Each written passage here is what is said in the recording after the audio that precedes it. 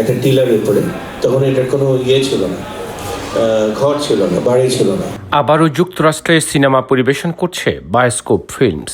গত এক দশক উত্তর আমেরিকায় সিনেমা পরিবেশন করে ব্যাপক সুনাম অর্জন করেছে বায়োস্কোপ। সেই ধারাবাহিকতা এবার রোইদ ফিল্ম পরিবেশন করবে তারা। রিগাল, মিডওয়ে, 9, ফরেস্ট হিলস, এই দুটোতেই ছবিটা চলবে। এবং কিউ গার্ডেন্সে প্রতিদিন 2টা, 5টা, 8টা, মানে 3টা শো আছে। আর রিগালে রাত 11টায় শো আছে, Friday, Saturday, Sunday. Rohit cinema যুক্তরাষ্ট্রে পরিবেশন নিয়ে আয়োজিত সংবাদ সম্মেলনে এইসব তথ্য জানান বায়োস্কোপ ফিল্মসের কর্ণধার রাজ হামিদ। নিউ ইয়র্ক সিটির একটি রেস্টুরেন্টে সংবাদ সম্মেলনের আয়োজন করা হয়। এটা আমাদের 55তম ছবি যেটা আমরা পরিবেশনা করছি উত্তর আমেরিকায়।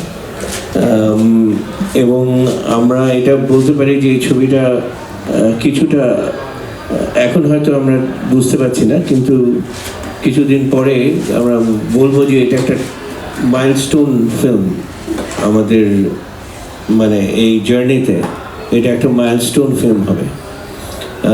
ছবিটাকে আমরা একাডেমি অ্যাওয়ার্ড কোয়ালিফিকেশন রান দিচ্ছি। রাজ হামিদ জানান এটি তাদের 55তম পরিবেশনা। বায়োস্কোপ ফিল্মস নিয়ে অনেক দূর যাওয়ার কথা বললেন তিনি।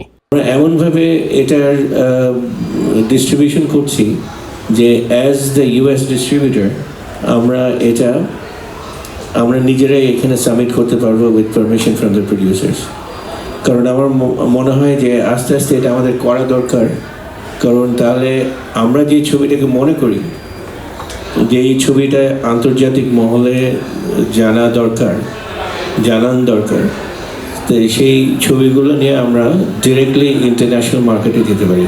চমৎকার চিত্রনাট্যের উপর ভিত্তি করে নির্মাণ করা হয়েছে রোহিত সিনেমা। এটি পরিচালনা করছেন স্বনামধন্য পরিচালক মিসবাউর রহমান সুমন। যে কোনো শ্রেণীর দর্শকের এই সিনেমা হৃদয় ছুঁয়ে যাবে বলে মনে করছেন রাজ হামিদ। উত্তর আমেরিকার দর্শকদের বিরাট অবদান আছে এবং তারা কিছুটা ফোর্স করেছে যে for the creators to rethink যে না, তোমাদের আন্তর্জাতিক মানের ছবি করতে হবে, নয়তো এখানে আনতে পারবে না। 2017 সাল থেকে যুক্তরাষ্ট্রে সিনেমা পরিবেশন করছে বায়োস্কোপ ফিল্মস। সিনেমা প্রেমী মানুষের কাছে ব্যাপক জনপ্রিয়তা পেয়েছে এই প্রতিষ্ঠান এবং প্রতিষ্ঠানের কর্ণধার রাজ হামিদ। উল্লেখ্য, আসছে 26 জুন থেকে নিউ ইয়র্ক সহ যুক্তরাষ্ট্রের বিভিন্ন স্টেটে প্রদর্শিত হবে রোহিত সিনেমা।